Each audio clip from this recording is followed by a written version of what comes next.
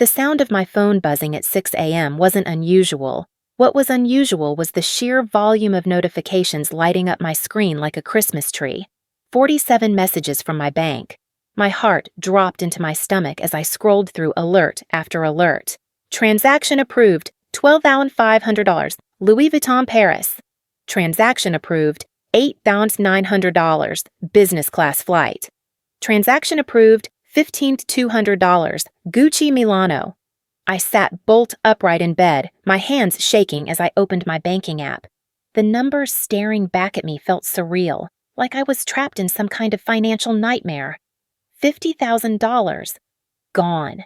In less than 12 hours. "Marcus?" I whispered, turning to look at my husband's side of the bed. Empty. Cold sheets told me he'd been gone for a while. My mind raced back to the night before. He'd claimed he was exhausted from work and went to bed early, around 9 p.m. I'd stayed up until nearly midnight finishing a project proposal, completely drained by the time I finally crawled into bed. The next few minutes felt like an out-of-body experience. Transaction after transaction painted a picture I couldn't quite process. Designer boutiques in Paris, luxury hotels, first-class flights, restaurant charges that cost more than my monthly grocery budget. All on my credit card. All while I was sleeping peacefully, completely unaware that my entire financial security was being stripped away.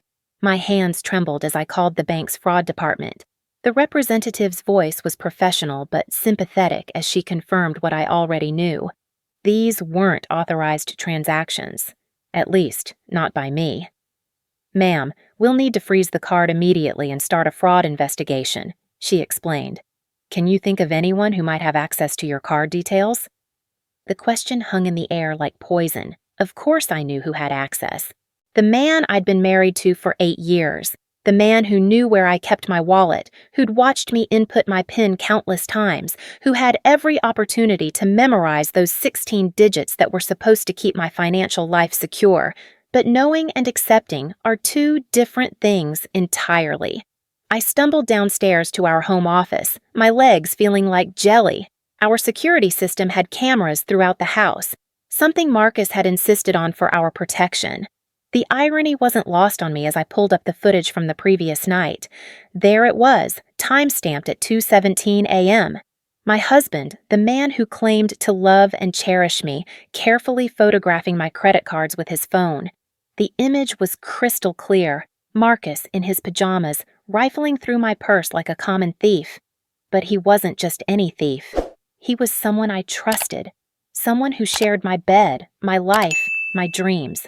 The footage showed him spending nearly 20 minutes in my purse, photographing not just my credit card, but also my driver's license, my insurance cards, anything with personal information. He was methodical, careful, making sure everything was returned to exactly the right position. The level of premeditation was what shocked me most. This wasn't a spontaneous decision or a moment of weakness. This was calculated betrayal. I watched myself sleeping peacefully upstairs while my husband systematically violated every boundary of trust we'd built over 8 years of marriage. The woman in that bed had no idea that her world was about to implode. She still believed in fairy tales and happily ever after. She still thought the man she married was capable of basic human decency. My phone rang, jarring me back to reality. Sarah, my younger sister, calling for our usual morning check-in. "Jen, you sound weird. What's wrong?" Her voice was immediately concerned. Sarah had always been able to read me like an open book. I couldn't speak for a moment. How do you explain that your husband is a thief? How do you admit that the person you chose to build a life with just stole $50,000 from you while you slept? "Marcus used my credit card without permission," I finally managed to say. The words felt inadequate, like calling a hurricane a light breeze. "What do you mean, used? Like he bought something expensive?" Sarah's voice carried that protective edge that had been there since we were kids. "He stole $50,000, Sarah, while I was sleeping. He photographed all my cards and went on a shopping spree in Europe." The silence on the other end of the line spoke volumes. Sarah had never particularly liked Marcus, though she'd been diplomatic about it for my sake. She'd always said there was something about him that didn't sit right with her, some instinct she couldn't quite name. I'd dismissed her concerns as sisterly overprotectiveness. Now I wondered what she'd seen that I'd been too blind to notice. "Are you safe right now? Where is he?" Sarah's voice had shifted into crisis mode. "I don't know. He left before I woke up. The charges show he's in Europe somewhere." I pulled up the bank app again, watching the real-time updates as more charges appeared.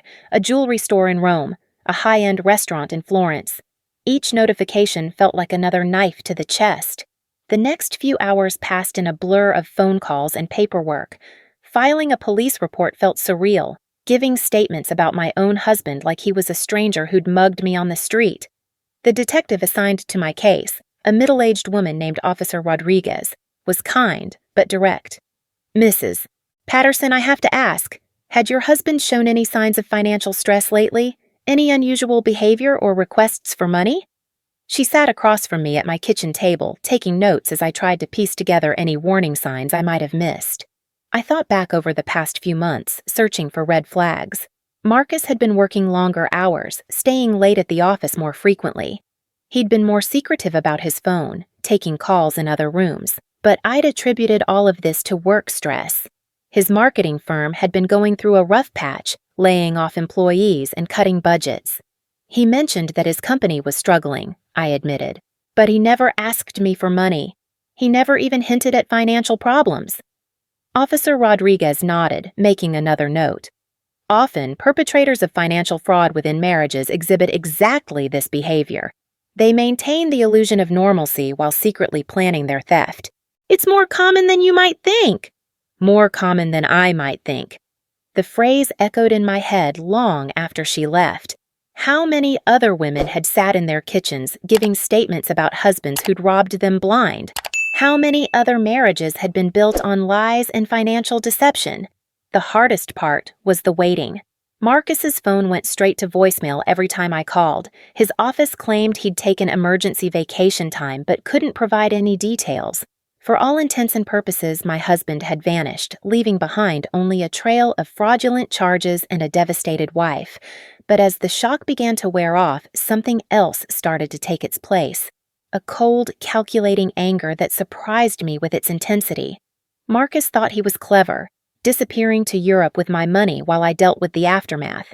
He thought I'd be the typical victim, confused, helpless, dependent on him to make things right. He had no idea who he was really dealing with. That's when I remembered something that made me smile for the first time since this nightmare began. Something Marcus didn't know about that credit card. Something that would make his little European vacation far more complicated than he'd planned. You see, the credit card he'd used wasn't just any credit card. It was my corporate business card, issued through my company's account management system. Every transaction was monitored, tracked, and reported directly to our security department. Marcus, in his arrogance and haste, had just committed fraud against one of the largest financial consulting firms in the state. My company, Peterson & Associates, didn't just handle individual financial disputes. We specialized in corporate security and fraud prevention for major businesses. Our legal department had resources Marcus couldn't even imagine, and our security protocols were designed to catch exactly this type of financial crime. While Marcus was probably sipping champagne in some overpriced European hotel, thinking he'd pulled off the perfect crime, he had no idea that every charge he made was being documented, photographed, and compiled into a case file that would destroy him. I called my supervisor, Janet Morrison, and explained the situation. Her response was immediate and decisive. "Jennifer, you need to document everything. We're treating this as an attack on corporate security. Marcus just committed fraud against the company, not just against you personally. Our legal team will handle this." For the first time in 24 hours, I felt a flicker of hope. Marcus had made a critical error in his choice of victim. He'd assumed I was just a housewife with a credit card. He didn't realize he'd just stolen from a company with the resources and determination to pursue criminal charges to the fullest extent of the law. The irony was almost poetic. Marcus had always been slightly condescending about my job, making jokes about me being a number cruncher who dealt with boring financial stuff. He'd never bothered to understand exactly what my company did or how powerful our legal department was. That ignorance was about to become his downfall. Over the next few days, I threw myself into building an airtight case against him. Every transaction was documented. Every piece of security footage was preserved. Every conversation with bank representatives was recorded and transcribed. I wasn't just the victim anymore. I was an investigator, gathering evidence against the man who'd betrayed me in the most fundamental way possible. Sarah came to stay with me, bringing wine and tissues and righteous anger on my behalf. She helped me go through our joint accounts, looking for any other signs of financial manipulation I might have missed. We found small inconsistencies going back months, tiny withdrawals, mysterious charges that Marcus had explained away with casual lies I'd been too trusting to question. "He's been planning this for a while," Sarah observed, pointing at a series of cash withdrawals from March. "This wasn't spontaneous, Jen. This was systematic theft." The revelation should have hurt more than it did, but by that point, I felt emotionally numb. The man I'd thought I knew had never really existed, the Marcus who brought me coffee in bed on Sunday mornings and remembered my favorite flowers, was just a carefully constructed facade hiding a criminal who saw me as nothing more than a source of funding for his lifestyle. My company's security team was thorough and efficient. Within 3 days, they'd traced every charge Marcus had made, cross-referenced them with his passport records and travel itinerary, and built a timeline of his movements across Europe. The evidence was overwhelming and damning. "Mrs. Patterson," our head of security, David Chen, explained during a meeting at the office, "your husband has committed multiple felonies: identity theft, credit card fraud, theft of corporate funds. He's looking at serious prison time if convicted." Prison time. The words hung in the air like a death sentence. Despite everything Marcus had done, despite the betrayal and the theft and the lies, he was still the man I'd once loved. The thought of him in prison should have made me sad. Instead, it made me feel powerful. The week dragged on with no word from Marcus. His charges continued to appear on the corporate account: hotels in Barcelona, shopping sprees in Milan, restaurants in Monaco. Each transaction was another nail in his coffin, more evidence for the prosecutors who were already building their case. I'd stopped feeling like a victim and started feeling like a predator waiting for her prey to return to the den. Marcus had no idea what was waiting for him when he came home. He thought he'd pulled off the perfect crime, that he'd outsmarted the woman he'd been manipulating for years. He was about to learn just how wrong he was. The turning point came when I realized something that made me laugh out loud for the first time since this whole ordeal began. Marcus, for all his careful planning and calculated theft, had made one crucial mistake. He didn't know that the credit card he'd used was connected to a system designed specifically to catch people like him. And tomorrow, according to his return flight information that our security team had obtained, he'd be walking back into my house with shopping bags full of stolen goods, expecting to find the same naive, trusting woman he'd left behind. Instead, he'd find someone completely different. Someone who'd spent the past week transforming from victim to victor, from prey to predator. Someone who had the full weight of corporate law enforcement behind her and a case so airtight that his conviction was practically guaranteed. Marcus thought he was coming home to a wife he could manipulate and control. He had no idea he was walking into a trap that would destroy his life just as thoroughly as he'd tried to destroy mine. The anticipation was almost intoxicating. The sound of Marcus's key in the front door at 3:47 p.m. on Thursday sent adrenaline coursing through my veins. I'd been tracking his flight all morning, knew exactly when he'd landed, calculated the drive time from the airport. Sarah had offered to stay for moral support, but I'd sent her home an hour ago. This confrontation needed to happen between Marcus and me, one-on-one. I positioned myself in the living room with a clear view of the entryway. My laptop open to the corporate security file David Chen had compiled. 53 pages of evidence, transaction records, and legal documentation that would send Marcus to prison for the next decade. But he didn't know that yet. The door opened, and Marcus waltzed in like he owned the world. Designer luggage, shopping bags from every luxury boutique in Europe, and that same arrogant smile he'd worn when he kissed me goodbye a week ago. Except now, I knew exactly what that smile meant. It wasn't love or affection. It was the smug satisfaction of a predator who thought he'd successfully manipulated his prey. "Honey, I'm home." His voice carried that theatrical cheerfulness that had once charmed me. Now it made my skin crawl. He dropped his bags in the foyer and approached me with arms outstretched, as if nothing had happened, as if he hadn't stolen $50,000 from me while I slept. "How was your trip?" I asked, keeping my voice carefully neutral. The corporate security team had coached me on this moment. Don't reveal what you know immediately. Let him dig his grave deeper. "Oh, you know how work trips are. Boring meetings, terrible hotel food." He was already lying, of course. There had been no work trip. His office had confirmed he'd taken emergency vacation time without providing any business justification. But I did manage to pick up a few things. A few things. I watched as he gestured toward the shopping bags with casual dismissiveness, as if $50,000 worth of luxury goods were just casual souvenirs. Louis Vuitton bags, Gucci shoes, designer clothes that cost more than most people's cars, all purchased with my money. All evidence in what would become his criminal trial. "That's nice," I said, leaning back on the couch. "Anything interesting?" Marcus's eyes lit up with that particular gleam I now recognized as narcissistic excitement. He loved showing off, loved being the center of attention, loved proving how clever he thought he was. It was a personality trait I'd once found endearing. Now it was going to be his downfall. "Actually, yes." He reached into one of the bags and pulled out a watch that probably cost more than my monthly salary. "Rolex Submariner. Always wanted one of these." He fastened it around his wrist with the reverence of a collector handling a priceless artifact. "Beautiful," I said, and I meant it. It would photograph beautifully as evidence in his fraud case.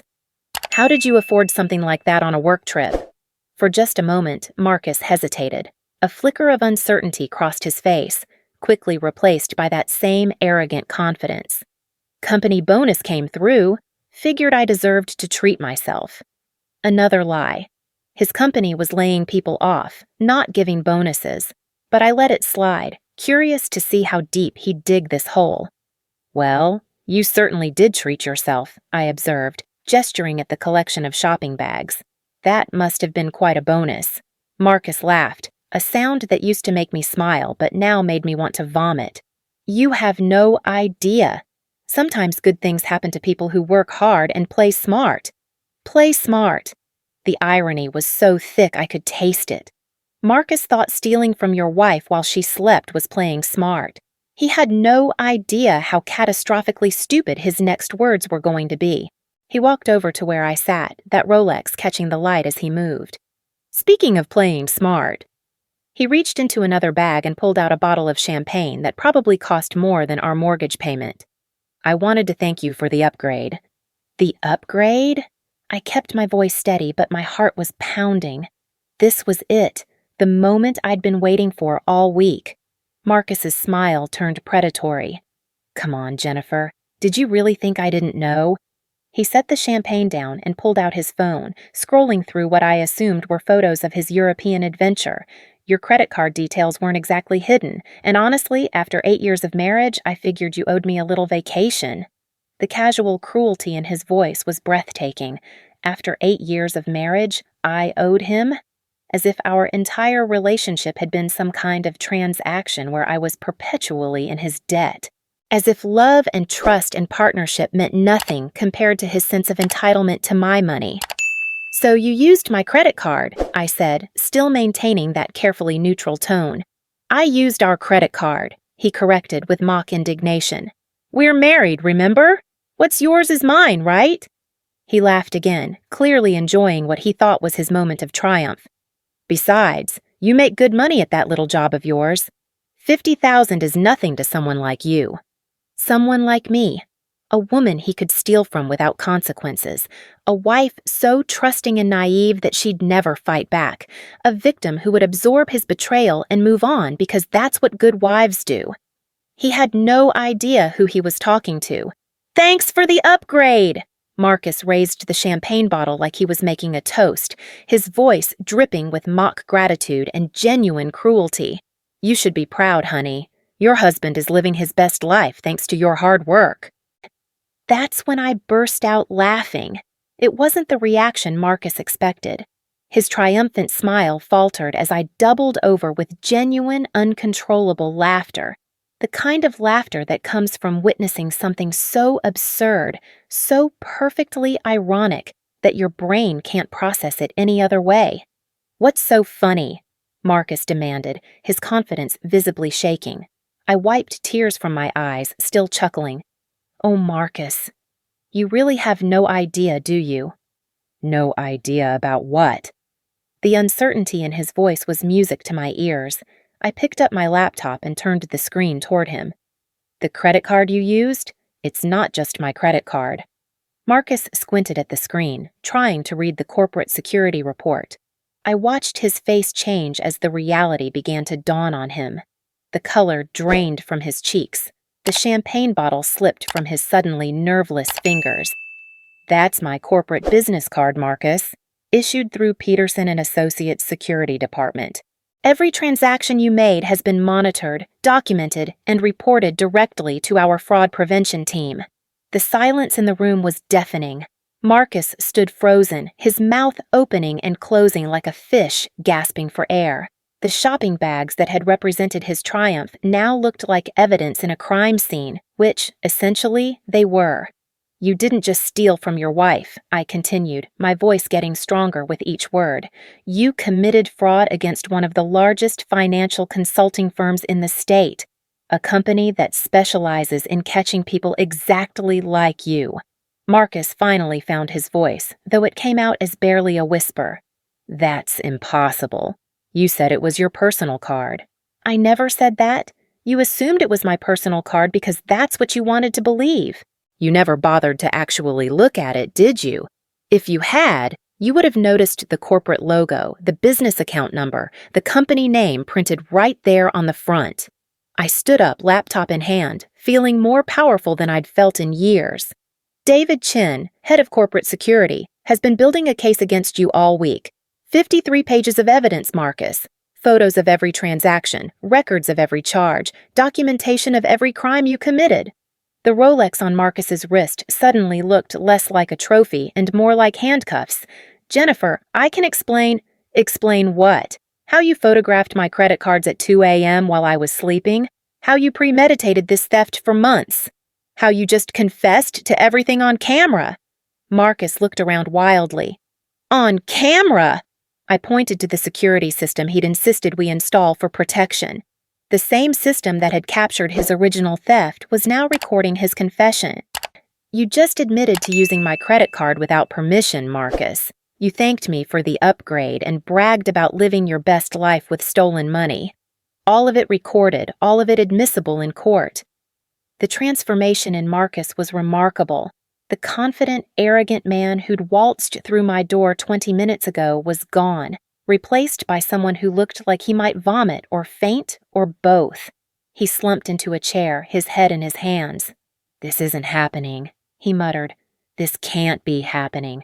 "Oh, it's happening," I assured him. "Detective Rodriguez is already building a criminal case.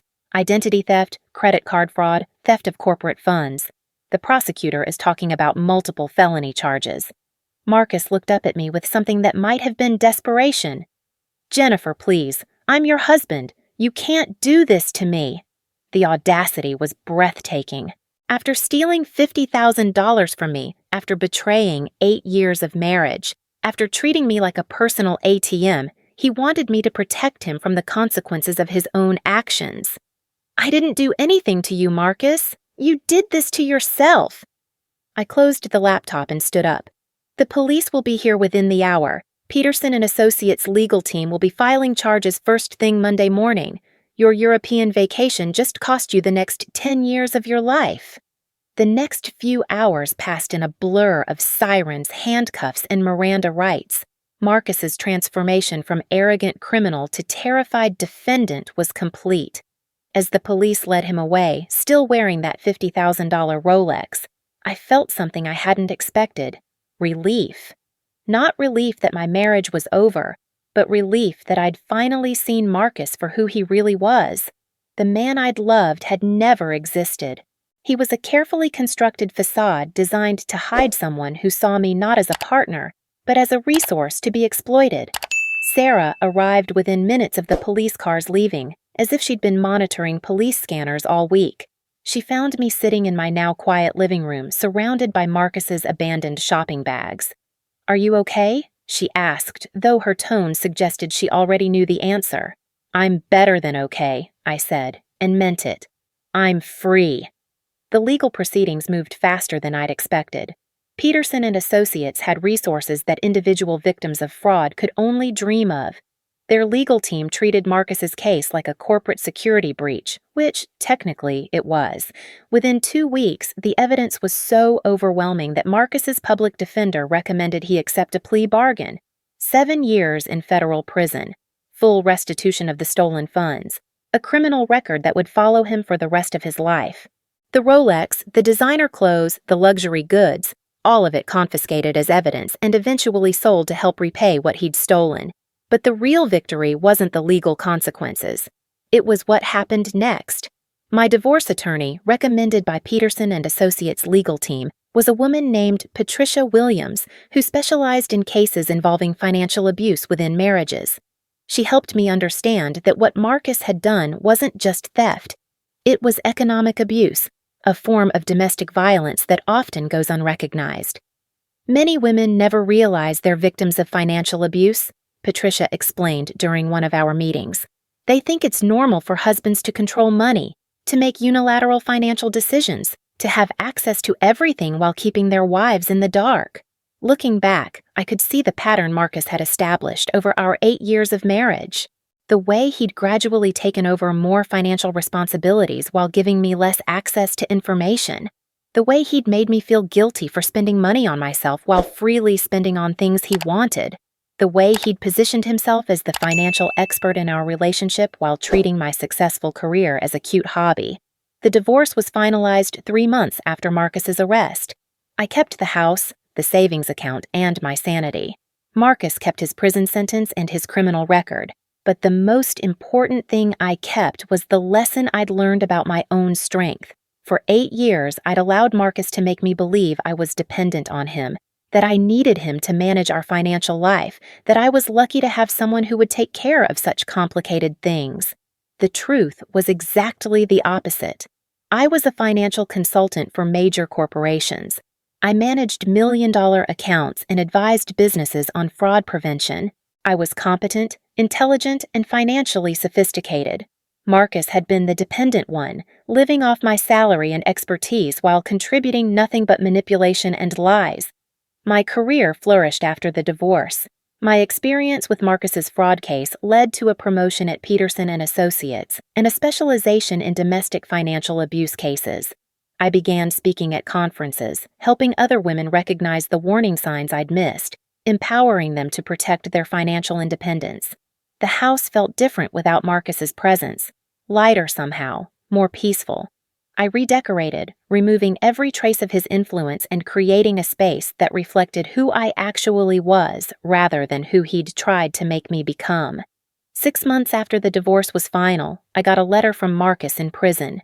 He wanted to reconcile, claimed he'd found God and learned from his mistakes, promised he'd changed and would never hurt me again. The letter was full of the same manipulative language he'd used throughout our marriage, the same attempts to make me feel guilty and responsible for his choices. I read it once, laughed, and threw it in the trash.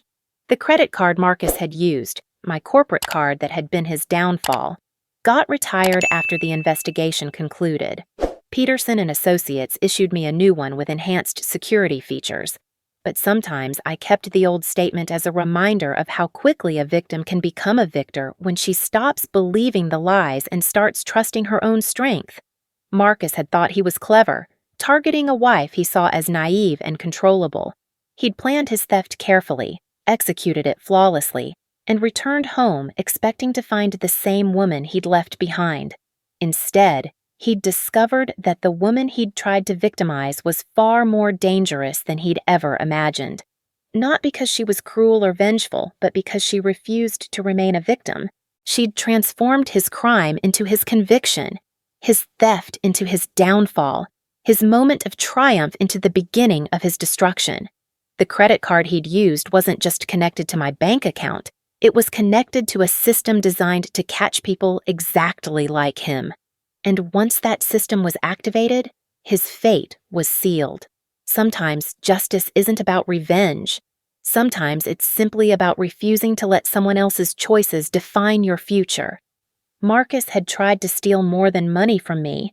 He'd tried to steal my sense of self-worth, my financial independence, my trust in my own judgment. He'd failed completely. And in failing, he'd given me something far more valuable than the $50,000 he'd stolen.